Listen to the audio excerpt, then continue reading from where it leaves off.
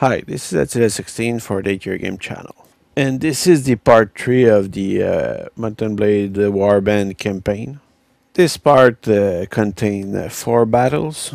Each of those battles show different aspects of the game and different type of enemy you will be facing in greater or smaller number. So I choose to leave the desert and move a little more into Khergit territory and later on Radok territory. This is where I quickly find Khergit deserter. Deserter are pretty much the best enemy you can find early on, but without being in a too big army. Deserter also have good equipment in general, so you will be able to take their equipment and put it on your character, and this will be very practical for future battle. And the best part is that you won't pay for it. So in this case, I face Khergit skirmisher. They are very lightly armored and move on a horse. They throw a javelin at you and have spears, and some have bows and stuff like that. So it's a little annoying to face them, but they are really no big deal. You just have to choose each time the best target in front of you, and you should not focus on one guy.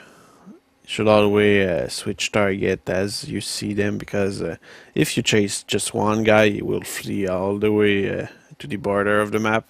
That's just what you don't want, because unless you have a white horse, which go faster, you won't catch them, and it will take a while before they reach an obstacle or they try to turn and let you kill them.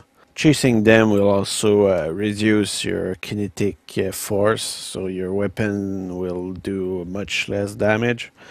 And even in a couch attack, you probably won't do much damage, so it's really a waste of time to hunt them. You should change target as you see them coming, and expect the other guys to change and come to you instead of just fleeing you. This is a much faster way to defeat them. And while I'm on a horse-to-horse fight, some people seem to wonder how to do couch attack, because unlike in the original Mountain Blade, where you just had to go fast forward and the spear will put itself in a couch attack mode, in Mountain Blade Warband you just have to click X, which will lower your spear or lance. And when you activate it, you have a short time to use it. In this video I use a short spear, so it doesn't have couch attack capacity. But you should keep in mind that couch attack can be a little hazardous in some contexts. You should always attack isolated guy or people on the border of an enemy formation, because if you charge right into the middle, they may very well stop you.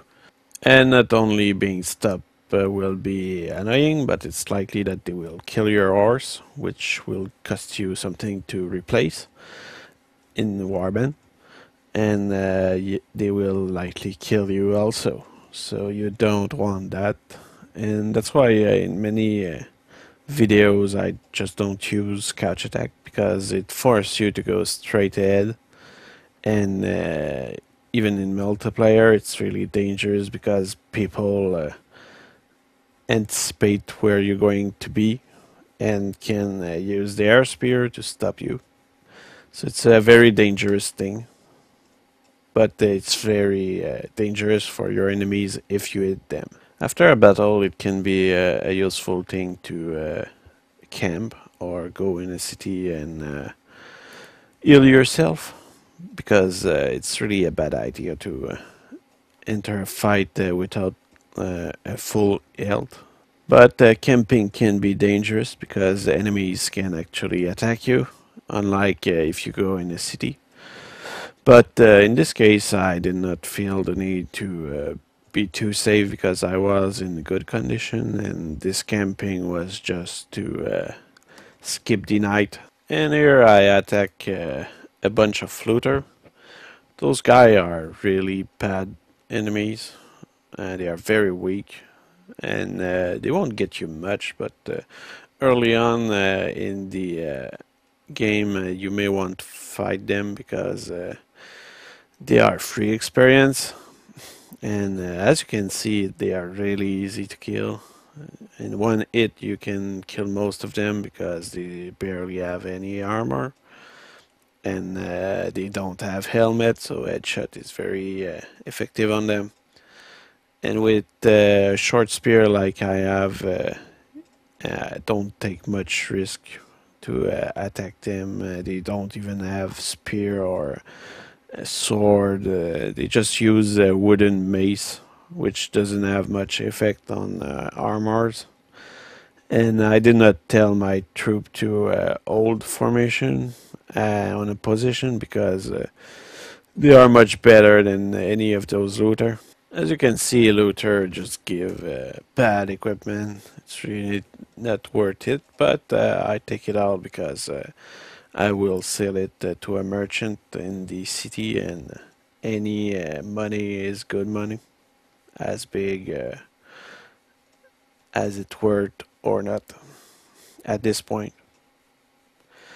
And I also keep my money to be able to invest in a tournament and bet on myself, since I really think early on tournaments are the best way to make money. Here I take a look at the fort, but there is no reason for it. I just was checking out and maybe talk to a lord and have a mission, but really there was no point to it. You can take a look at cities, and they are all look different, and sometimes there are stuff to do.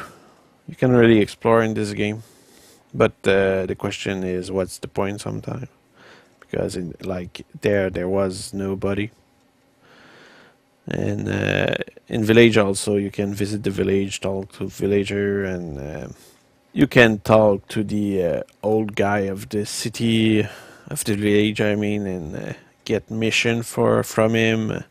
But really, village are very useful to recruit people, and sometimes making mission for the village elder may help you to get more troop at once. So it's a good thing.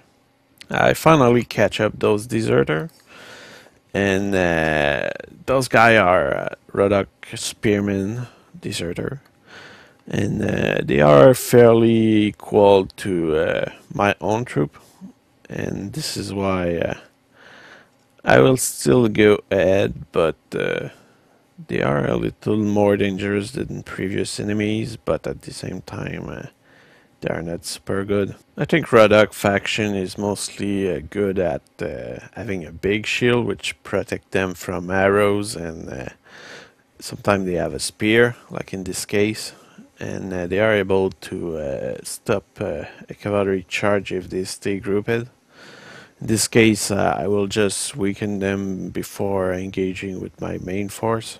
Rodok infantry is very good against cavalry, but they are not as effective against infantry, and their main strength is really their heavy crossbowmen, which can hurt you a lot.